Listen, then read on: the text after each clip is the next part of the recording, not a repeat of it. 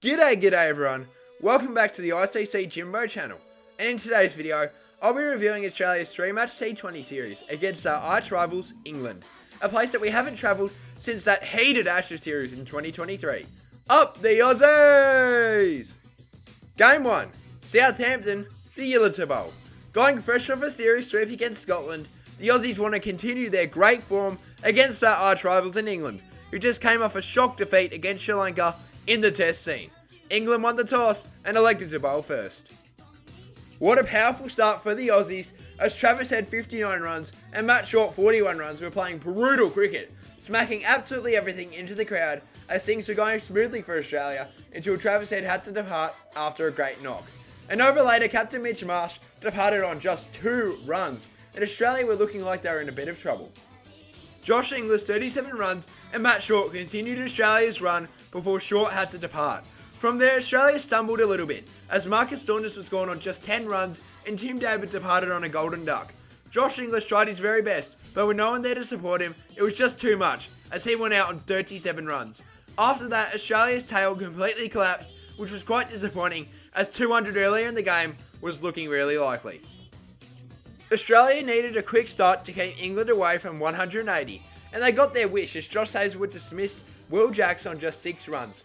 From there, England's Phil Salt 20 runs and Jordan Cox 17 runs played an extremely aggressive brand of cricket before Tim David took an absolute screamer to dismiss Cox, as that has to be one of the best catches I've seen this year. After that huge moment, Sean Abbott wanted to chime in on the fun, taking out Phil Salt. Adam Zampa took out Jacob Bethel on 2 runs, and all of a sudden the Aussies were in an extremely good position. Liam Livingstone 37 runs and Sam Curran 18 runs were the last bit of hope for the Poms before Sean Abbott once again struck out Curran. England's last line of defence in Livingstone fell to the class of Josh Hazlewood, and from there it was a cakewalk for the Aussies as Cameron Green, Adam Zampa, Marcus Saunders and Sean Abbott took the remaining 4 wickets, as we saw another brilliant catch, this time from Cameron Green, who could rival Tim David's catch from earlier in this game. In the end, a comfortable victory for the Aussies, as we won this match by 28 runs and started this series in the best way possible. In the end, it was a brutal batting display from Travis Head and Matt Short, not to mention the class of Sean Abbott and Adam Zampa, and lastly the fielding masterclass by Tim David and Cameron Green that got us home, as it was an amazing all-round performance by the lads. Game 2, Cardiff, Sophia Gardens. Just like in the last series, the Aussies found themselves in a great position to win this match and clinch the series. For the Poms, they must win this game or face a series defeat. For the Aussies, Mitch Marsh fell ill, Hazlewood was rested and Xavier Bartlett picked up a side strain, meaning Fraser McGurk, Aaron Hardy and Cooper Connolly made their way back into the team. England won the toss and elected to bowl first. Just like in the previous encounter, the Aussies started quickly and aggressively, but unlike the last game, Travis Head was unable to get to 50 runs, falling 19 runs short on 31 runs. Matt Short 28 runs and Jake Fraser McGurk 50 runs continued the surge with a 35-run partnership before Short had to go. Josh Inglis 42 runs continued his great form with a brilliant Fraser McGurk, who picked up his first ever international half century before he sadly had to go. But it was a great knock from the young gun, and hopefully in the future we will see this form continue. Ingo tried the best to continue the knock, but disgraceful efforts from Marcus Saunders 2 runs, Tim David 1 run, meant that he didn't have a partner in crime and ultimately fell short of a half century. Aaron Hardy 20 runs not out and Cameron Green 13 runs not out were able to finish off the innings on a high, finishing just under 200 runs. With a weaker bowling unit, Australia needed quick wickets. Unfortunately, that wasn't the case as Phil Salt 39 runs and Will Jacks 12 runs started quickly.